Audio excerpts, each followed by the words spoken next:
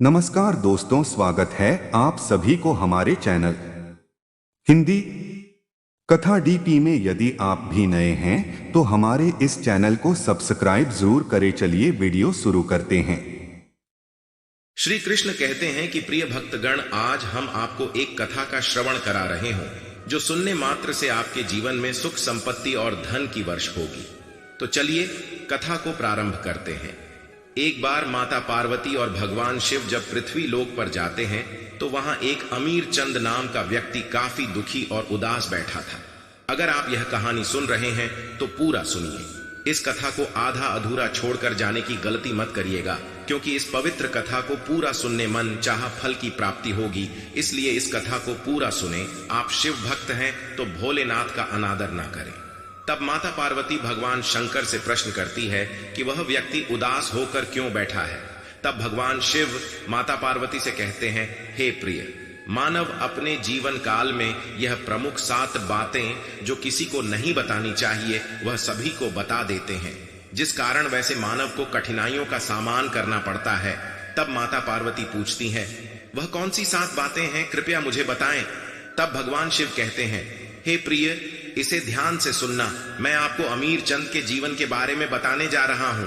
फिर भगवान शिव कहते हैं, मानव अक्सर कहां करता है, धीरे बोलो, कोई सुन ना ले। ये बात हम सबके कानों में पी होगी और अक्सर मानव के मुंह से भी निकलती रहती है। लेकिन सोचने की बात यह है कि यह वाक्य कब कब हमारे मुंह से निकलता है और कब कब हमारे कानों में, पता है? क्योंकि ऐसी कम ही गुप्त राज होते हैं जो मानव एक दूसरों के कानों में पड़ने नहीं देना चाहते हैं। अक्सर परिवार में अशांति का कारण मानव स्वयं ही होता है।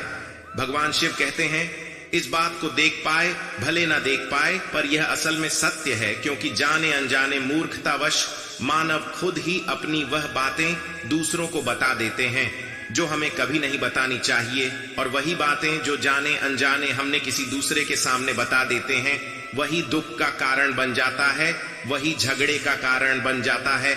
और फिर बाद में पछतावा होता कि यह बात किसी को बतानी नहीं चाहिए थी, मेरी ही गलती थी, मैंने जाने अनजाने ये बात सभी को बता दी। इसीलिए आज की कहानी मैं आपको सुनाने जा रहा हूं। उसे सुनने के बाद आपको 7 ऐसी बातें पता चलेंगी जो आपको कभी किसी को नहीं बतानी चाहिए। यह जो 7 बातें हैं जो आपको किसी को नहीं बतानी, क्यों नहीं बतानी, इसके पीछे का तर्क भी मैं आपको दूंगा। अब भगवान शिव एक शिव शिष्य का रूप धारण करके अमीर चंद के पड़ोस के गांव में चले गए। एक समय की बात है, एक नगर में अमीर चंद नाम का युवक रहता था। वह युवक बहुत गरीब था, कुछ पैसा नहीं था। उसके पास 2 वक्त की दाल रोटी भी बड़ी मुश्किल से उसको नसीब होती थी। किसी काम की तलाश में दिन रात खोज करने पर भी उसे कोई काम नहीं मिल रहा था। फिर एक दिन उसने अपनी पत्नी के सामने अपनी सारी समस्या बता दी। उसने अपनी पत्नी को कहा कि मैं जिस जगह भी काम मांगने के लिए जाता हूं तो हर कोई मुझे यह कहकर काम नहीं देता कि हमारे यहां काम की जरूरत नहीं है। मैं काम के तलाश कर करके थक चुका हूं। मुझे समझ नहीं आ रहा है कि मैं तुम लोगों का पेट कैसे भरूं, अपने बच्चों को कैसे पालूंगी, और यह चिंता मुझे दिन रात खाए जा रही है। यह सुनकर उसकी पत्नी ने कुछ सोचकर कहा कि तुम एक आदमी के पास एक बार ही काम मांगने के लिए जाते हो, और जब वह काम नहीं देता तो तुम दोबारा उसके पास जाते तक नहीं। अगर तुम्हें उनसे काम लेना है तो तुम्हें हमदर्दी जताने होंगे, तुम्हें उनसे हमदर्दी हासिल करनी होगी, अपनी गरीबी दिखानी होगी, ताकि वह लोग तुम्हारी मजबूरी समझकर तुम्हें काम पर रख लें। इसीलिए शर्म मत करो, उन्हें अपनी मजबूरी बताओ, अपनी गरीबी बताओ, और इसी उपाय से तुम काम पा सकते हैं। यह बात अमीर चंद के मस्तिष्क में बैठ गई और अगले दिन काम मांगने के लिए वह उसी सेठ के पास जा पहुंचा जहां पर वह पिछले दिन काम मांगने के लिए गया था। लेकिन इस बार उसने हाथ जोड़कर उस सेठ से प्रार्थना की, उससे विनती की कि मैं बहुत गरीब हूं और मुझे काम की बहुत आवश्यकता है। आप जो कुछ भी काम देंगे उसमें मैं संतुष्ट हो जाऊंगा, पर कृपा करके मुझे अपने यहां काम पर रख लें। उसकी यह हालत देखकर उस सेठ ने उसे अपने यहां काम पर रख लिया। वह रोज वहां पर काम पर जाने लगा। अंदर ही अंदर वो खुश तो था कि उसे काम तो मिला, लेकिन उसका वेतन दूसरे लोगों से कम मिलता था। वही काम जो दूसरे लोग कर रहे थे उन्हें ज्यादा वेतन मिल रहा था और इसे कम वेतन मिल रहा था। जब इस बारे में उसने अपने सेठ से कहा तो सेठ ने कहा कि देखो भाई, तुम्हें काम की जरूरत थी, मैंने तुम्हें काम दिया, मेरा धन्यवाद करने की बजाय तुम मुझसे शिकायत कर रहे हो, ये कैसी भलमनसाहत है। ये सुनकर अमीर चंद वहीं पर चुप हो गया। बात कहीं ना कहीं सत्य थी, सच थी। सेठ ने तो उसे उसकी मजबूरी के हिसाब से ही काम दिया था और इसीलिए वह उसे अपने अनुसार ही वेतन देता था।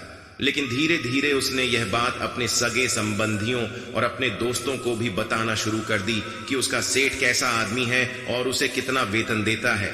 समय बीतता रहा और अमीर चंद पूरी लगन के साथ अपना काम करता रहा, लेकिन अब परिस्थितियां बदलने लगी थीं। सेठ अब अमीर चंद से दूसरे लोगों से ज्यादा काम लेता था और उनसे कम वेतन उसे देता था। यह बात अमीर चंद के मन को बहुत खलती थी। वह दूसरों से ज्यादा मेहनत कर रहा है और उनसे कम वेतन पा रहा है। इससे उसके आत्मसम्मान को बहुत गहरी चोट पहुंची। अब धीरे धीरे उसका मन अपने काम से हटने लगा। उसका मन काम में लगता ही नहीं था। जाहिर सी बात है कि ऐसी जगह किसका मन लगेगा जहां आदमी को अपने आत्मसम्मान के साथ समझौता करना पड़े। इसीलिए जल्दी ही उसने अपना काम छोड़ दिया और वह घर पर आकर खाली बैठ गया। अब उसके पास घर का खर्चा चलाने के लिए भी पैसे नहीं बचे थे। इसीलिए उसने अपने सगे संबंधियों और अपने दोस्तों हैं अमीर चंद, इतना तनाव में था कि उसे कोई रास्ता नजर ही नहीं आ रहा था। इसीलिए जाने अनजाने वह उस शिव शिष्य के पास पहुंच जाता है। वहां पहुंचकर वह सीधे उनके पैरों में गिरक रोने लग जाता है। वो रोते रोते उन्हें अपनी सारी परिस्थिति बताता है। उसे बताता है कि किस तरह उसके सेठ ने उसका फायदा उठाया और उसके सगे संबंधी उसके साथ कैसा व्यवहार रखते हैं। सारी बातें सुनकर शिव शिष्य ने उसे चुप कराते हुए कहा कि बंदे, ये सारी समस्याएं तुम्हारी बुद्धिहीनता, तुम्हारा मूर्खता के कारण उत्पन्न हुई है। अगर तुम्हारे अंदर विवेक होता तो इनमें से एक भी समस्या तुम्हारे चित्त को दुखी नहीं कर सकती थी। लेकिन तुमने अपने अविवेक के कारण, अपनी मूर्खता के कारण खुद ही अपने रास्ते में कांटे बिछा दिए। आज मैं तुम्हें 7 बातें बता रहा हूं जो भूल कर भी किसी को मत बताना और इन बातों का अनुसरण करना तो बाहर से मिलने वाले दुखों को दूर कर ही सकते हो जो बेवजह दुनिया की वजह से तुम्हारे अंदर पनपते हैं। पहली बात जो किसी को नहीं बतानी चाहिए वह है अपनी मजबूरी। अपनी मजबूरी का दिखावा करके दूसरों का दया पात्र बन के उनकी सहायता लेने की गलती कभी मत करना। हो सकता है कि आज वो तुम्हारी मजबूरी देखकर तुम्हारी सहायता करते, लेकिन कल वह तुम्हारा फायदा उठाने से भी नहीं चूके, और अगर फायदा भी नहीं उठाया तो दूसरों के सामने तुम्हारा मजाक बनाने में वह आदमी कभी नहीं चूके। इसीलिए कभी भी अपनी मजबूरी का दिखावा मत करो। अगर घर में 2 रोटी है, सूखी रोटी है, तो वही खाकर सो जाओ, लेकिन दूसरों को इसके बारे में भनक तक नहीं लगनी चाहिए। जरा आप खुद सोचो, मजबूरी बताने का क्या प्रयोजन होता है। एक इंसान का या तो दूसरों से सहानुभूति हासिल करना चाहता है या उनसे कोई आर्थिक मदद चाहता है। लेकिन अगर दोनों ही परिस्थितियां आप देखें तो दूसरा आदमी आपका फायदा उठाने से नहीं चुके, और अगर वह फायदा नहीं भी उठाएगा तो अपनी नजर में तो वह आपको मूर्ख ही समझेगा, बेवकूफ समझेगा और दूसरों के सामने आपका मजाक तो जरूर बनाएगा। इसीलिए अपनी मजबूरी के बारे में कभी किसी को मत बताना। दूसरी बात जो किसी को भी नहीं बतानी चाहिए वह है अपनी अतीत की गलतियां और भविष्य की रणनीतियां। जरा सोचो कि अगर हम अपने अतीत की गलतियां किसी दूसरे को बताते हैं तो उसका क्या प्रभाव होगा। वो गलतियां ठीक तो नहीं की जा सकती, जाहिर है, तो उन्हें बताने का क्या प्रयोजन रह जाता है। आप अपने अंधेरे पक्ष को खुद दुनिया के सामने बता रहे हो, खुद अपनी गलतियां दूसरों के सामने बता रहे हो। इससे उस आदमी की नजर में आपका एक चरित्र घटित हो जाएगा और वह भविष्य में हमेशा आपको उसी नजरिए से देखेगा। इसीलिए किसी भी आदमी की नजर में अपना चरित्र गठित मत होने दो। और जरा सोचो कि आप व्यर्थ में ही अपनी भविष्य की रणनीतियां दूसरों के सामने बता रहे हो। जो लोग आपके काम का हिस्सा ही नहीं है उनके सामने अपनी भविष्य की रणनीतियां, अपने डींगे हाँकने का क्या फायदा।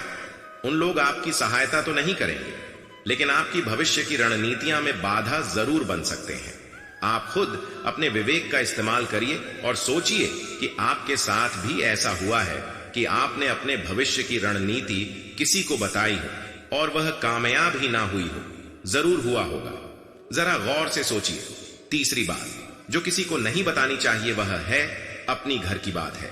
जो भी हमारे घर के अंदर आपस में बातचीत होती है, हमारे माँ बाप के साथ, हमारी पत्नी के साथ, हमारे बच्चों के साथ, वह बातें परिवार तक ही सीमित रहनी चाहिए। अगर आप इन बातों का दूसरों के सामने ढंढोरा पीटते हो तो दूसरों को आपके घर में मेन घुसने का एक मौका मिल जाता है और वह इसका फायदा उठाने से कभी नहीं झुकेंगे। वह आपके परिवार के सदस्यों को आपसे दूर लेकर जाने की कोशिश करेंगे। अक्सर ऐसा होता है, हम समाज में देखते हैं कि हम अपने घर के झगड़ों को कम करने के लिए उन झगड़ों को अपने पड़ोसियों और दूसरे सगे संबंधियों को बता देते हैं, लेकिन इससे आपको सहायता कभी नहीं मिली होगी, बल्कि आपके घर की लड़ाई झगड़े और ज्यादा बांच गए होंगे और यह जाहिर है वो बढ़ेंगे। अगर आप अपने माँ बाप की बात दूसरों को बताएंगे तो आपके माँ बाप को बुरा ही लगेगा कि हमारा बेटा हमसे बताए बगैर दूसरों को ये बातें बता रहा है। इसीलिए अपने घर की बातें और अपने घर के लड़ाई झगड़े किसी के सामने मत बताना। अगली बात जो मैं आपको बताने जा रही हूं, जो किसी को नहीं बतानी चाहिए, वह सुनने पर बहुत अजीब लग सकती है, लेकिन उसका सत्य भी मैं आपको एक तर्क के माध्यम से दूंगा। मैं कहता हूं कि अपनी आमदनी किसी को मत बताना। अब अपनी आमदनी न बताने के पीछे क्या प्रयोजन हो सकता है? जरा सोचिए कि आप अपनी आमदनी अपने दोस्तों को बता देते हैं तो जब आपके दोस्तों को जरूरत पड़ेगी तो वह सिर्फ आपको ही याद करेंगे, क्योंकि उनको पता है कि अगर आपकी आमदनी ज्यादा अच्छी है तो आप ही उनकी मदद कर सकते हैं और इसीलिए ज्यादा लोग आपसे सहायता मांगेंगे। और जब आप उनकी सहायता नहीं करेंगे तो वह सोचेंगे कि इस आदमी के पास पैसे हैं, मेरी सहायता कर सकता है, लेकिन यह सहायता कर नहीं रहा है और इसीलिए कि आमदनी आप दोनों दोस्तों के बीच एक झगड़े का कारण हो सकती है। कम आमदनी होगी तो लोग मजाक उड़ाएंगे और ज्यादा होगी तो सहायता मांगेंगे, तो अपनी आमदनी बताने का कोई प्रयोजन नहीं है। अगली बात जो मैं आपको बताने वाली हूं उसे अपनी गांठ में बांध लेना और किसी को यह बात मत बताना। अपनी कमजोरियां और अपनी ताकत, अक्सर इंसान को पता नहीं होता है कि उसकी कमजोरी या उसकी ताकत क्या है, लेकिन अगर आपको अपनी कमजोरी और अपनी ताकत पता है तो पहली बात तो आप बहुत ही बुद्धिमान आदमी हैं और दूसरी बात कि आपको यह बातें किसी से साझा नहीं करनी है, क्योंकि अगर आपकी कमजोरियां दूसरों को पता चल गई तो आपकी कमजोरियों का फायदा उठाएंगे और अगर आपकी ताकत पता चल गई तो वही ताकत आपकी कमजोरी बन जाएगी, क्योंकि वह ताकत दूसरे आदमी को पता है और वह ताकत की काट ढूंढ ही लेगा। अपनी कमजोरी और अपनी ताकत अपनी पत्नी या अपने पति को भी नहीं बतानी चाहिए, क्योंकि इसके बाद आपको घर में हमेशा दुख से रहना पड़ेगा। अगली बात जो किसी को नहीं बतानी चाहिए वह है अपने मित्र और अपने शत्रु। आप अपने मित्रों के बारे में अगर दूसरे लोगों को बताएंगे तो वह आपके मित्रों के साथ अपनी घनिष्ठता बनाकर आपको धोखा दिलवा सकते हैं, आपके गहरे मित्रों को आपसे दूर करने का प्रयास कर सकते हैं।